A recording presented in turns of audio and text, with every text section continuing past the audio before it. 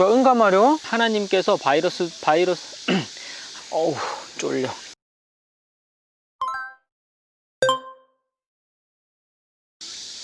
안녕하세요. 저는 30대 중반의 아저씨, 새 아이의 아빠, 그리고 코로나 바이러스로 길이 막힌 한 선교사입니다.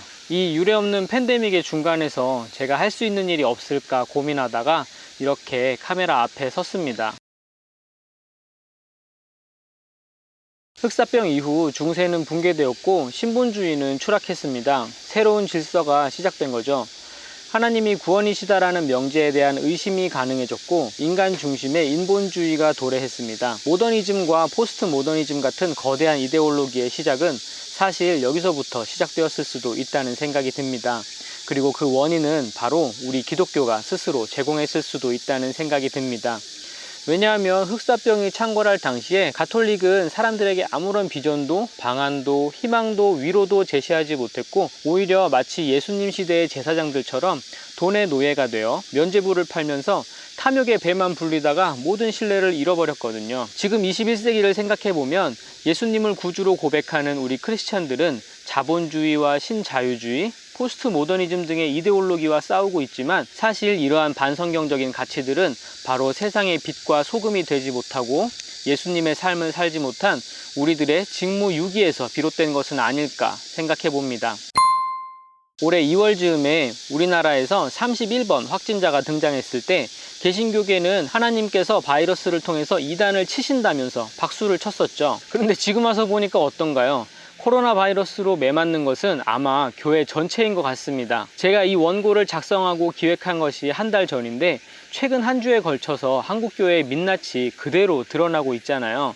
세상의 빛이 아니라 빛된 존재, 소금 같은 존재가 아니라 소방 맞을 존재가 되었습니다. 이게 한 지도자의 문제가 아니라 그 지도자를 지도자 자리에 있게 한 우리 모두의 문제입니다. 그래서 저는 흑사병 이후의 결과가 다시 되풀이되지 않을까 하는 불안한 조짐을 느끼고 있습니다. 이제 한국 교회는 포스트 코로나를 고민할 때 교회의 붕괴를 함께 고민해야 할 때가 온 것 같습니다. 코로나 바이러스를 겪으면서 깊은 어둠 가운데 있는 이 사회에 어떤 비전과 방안도 제시하지 못하고 오히려 부활절에 바이러스나 부활시키고 있다는 조롱이나 들으면서 희망과 위로 대신에 오히려 희화화되거나 기만의 대상이 되고 있습니다.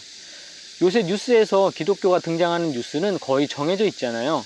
바이러스의 지역 확산에 기여했다거나 차별금지법에 반대한다거나 광복절을 전후로 해서는 우리나라에 엄청난 공포와 불안을 심어준 것이 바로 우리 기독교입니다.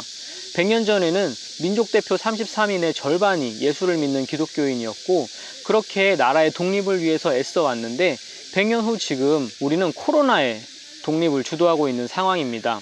차별금지법 반대하는 데는 주위 사람들에게 널리 알려서 온라인 서명에 참여하는 열정을 보여주지만 코로나 바이러스를 해결하는데 이 팬데믹을 넘어가는데 우리가 보여준 열정이 무엇이 있는지 한번 생각해 봐야겠습니다. 교회 소모임을 제한하는 정부는 옳은가? 온라인 예배가 과연 옳은가 등의 논의는 모든 기독교 유튜브 채널이 토론하고 있지만 지금 이때에 예수님의 사랑과 자비, 공의의 질서가 어떻게 실현되어야 하느냐에 대해서는 그만큼의 이야기가 나오고 있지 않은 것 같아요. 부끄러운 마음과 죄책감이 가득합니다. 코로나 이후로 개신교가 가만히 앉아만 있었던 것은 아닙니다. 세계 개신교의 지성들은 바이러스 초기부터 목소리를 내왔습니다.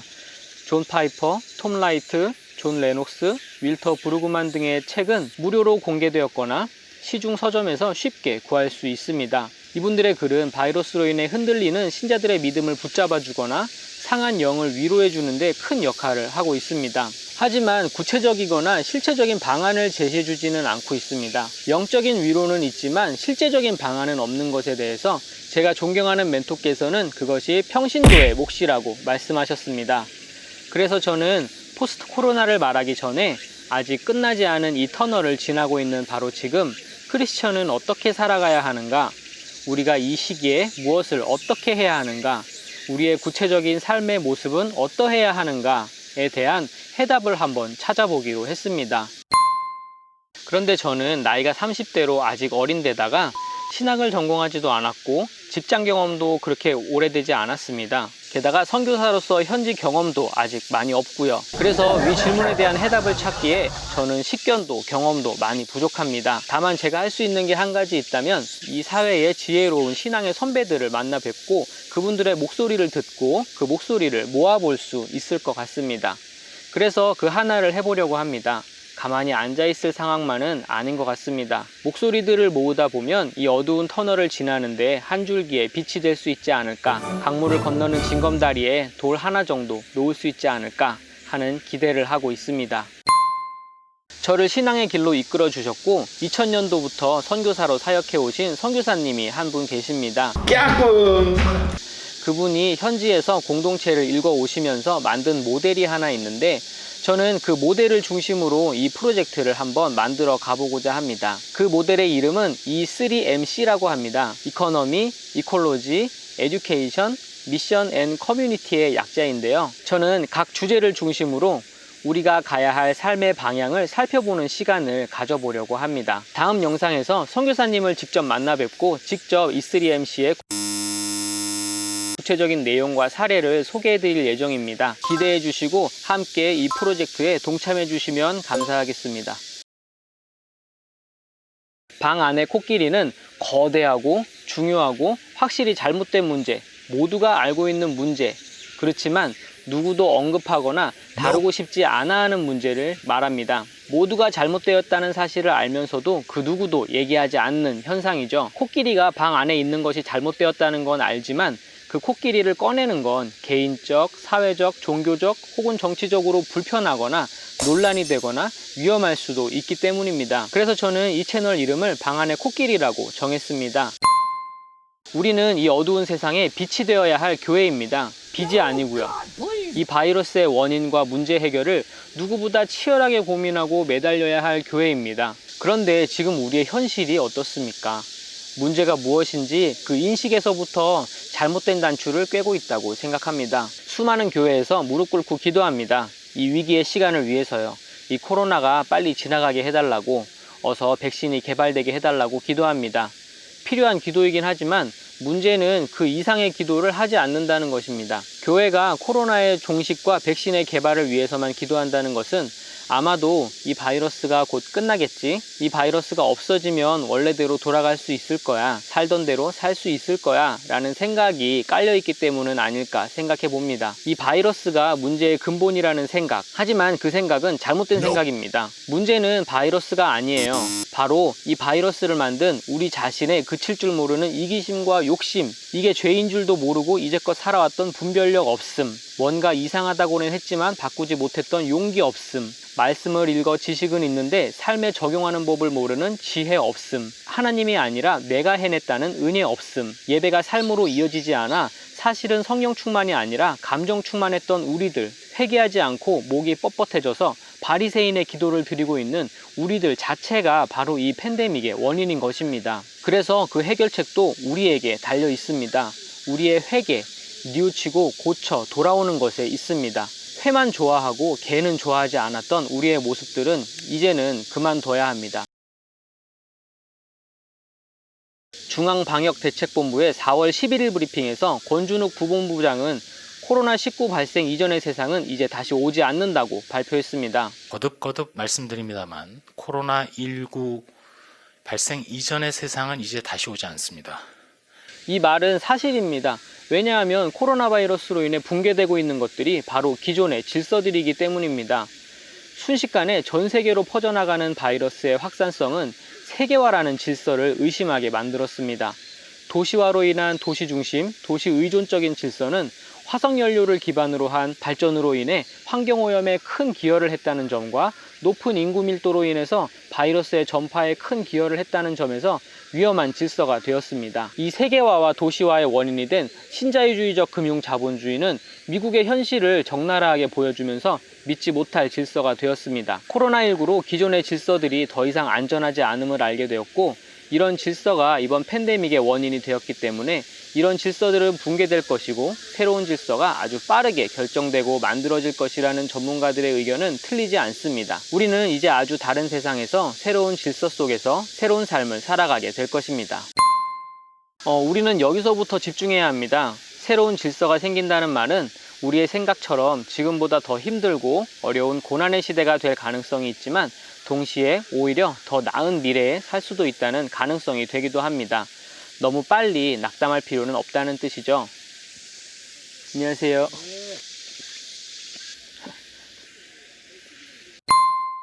우리 그리스도인들은 언제나 새로운 질서를 바래왔던 사람들이잖아요.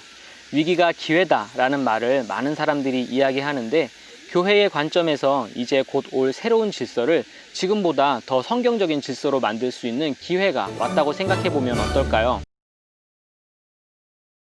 새로운 질서는 빠르게 만들어질 것입니다. 이 말은 지금 정신을 차리지 않으면 이 새로운 질서가 우리가 원하지 않는 상황으로 갈 수도 있다는 뜻입니다. 실제로 폴란드나 이스라엘에서는 독재를 걱정하게 만드는 마치 우리나라의 60년대, 70년대의 긴급조치 같은 그런 일들이 일어나고 있습니다. 이렇게 우리가 원하지 않을 질서로 재편될 가능성도 있다는 점에서 넋놓고 있어서는 안 됩니다. 다시 말해서 지금이 코로나19 팬데믹을 지나는 지금 우리는 반드시 깨어 있어야 하고 새로운 질서를 만드는데 참여해야 한다는 뜻입니다. 예수님의 삶이 질서가 되는 하나님의 나라를 이상향으로 바라보는 우리가 새로운 질서가 급속하게 만들어지고 굳어질 이때에 그저 코로나가 끝나게 해달라고 백신이 개발되게 해달라고만 기도하는 건 받은 한 달란트를 그냥 땅에 심어버리는 종의 일이고 그 결과는 있는 것마저 빼앗기고 어두운 데로 내쫓겨 슬피 울면서 일을 가는 것뿐입니다. 새로운 질서란 새로운 질서를 창조하는 것이 아니라 회복하는 것입니다. 원래대로 돌아가는 것입니다. 이스라엘 백성들이 원했던 출애굽은 자기들이 파라오의 자리에 올라가는 출애굽이었던 것 같습니다. 신분차별의 질서는 그대로 두고 단지 본인들이 밑에서 위로 올라가는 그런 출애굽. 유대인들이 갈망했던 메시아상도 12제자가 예수님으로부터 바랬던 모습도 아마 그랬을 겁니다. 그러나 예수님이 원하시는 하나님 나라는 그 질서 자체가 무너지고 창조 질서가 회복되는 것을 의미합니다. 위에서 아래로 정렬되는 질서가 아니라 모두 평등하게 서는 질서. 모든 피조물, 자연과 동물과 인간이 서로 지배하거나 파괴하지 않고 조화되어서 심히 좋았더라는 말을 듣는 그 질서가 바로 성경적인 질서입니다. 우리는 이 질서를 앞으로의 새로운 질서로 만들어 나가야 할 책임이 있는 사람들입니다. 하나님 나라는 게임 오버로 나타나는 곳이 아니라 미션 컴플릿으로 나타나는 나라입니다. 우리가 죽어서 가는 곳이 아니라 살아서 지금 여기에서 만들어가야 하는 곳입니다. 우리는 이 시대를 포기하고 새 나라로 갈 준비를 하는 것이 아니라 이 시대에서 지금 새 나라를 여기에서 준비해야 합니다. 저는 그 해답이 비록 지금은 보이지 않지만 그리 멀지 않은 곳에 있다고 생각합니다. 우리가 찾을 수 있을 거라고 생각합니다. 전도서 1장 9절의 말씀처럼 기존의 반성경적인 질서를 성경적인 질서로 되돌리는 방법은 없던 것에서 무에서 유를 창조하는 신의 영역이 아니라 있던 것을 다시 찾고 회복하고 지키는 인간의 영역일 것이기 때문입니다. 그래서 저는 오늘부터 세상을 살아가는 각 분야의 전문가분들로부터 지혜를 모으는 작업을 시작해 보려고 합니다.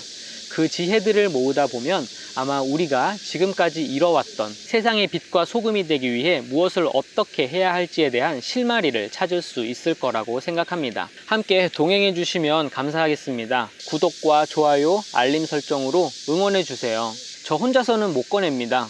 다 같이 방 안에 코끼리를 꺼내는데 힘을 보태주세요. 앞으로 잘 부탁드립니다. 감사합니다. 어우, 쫄려.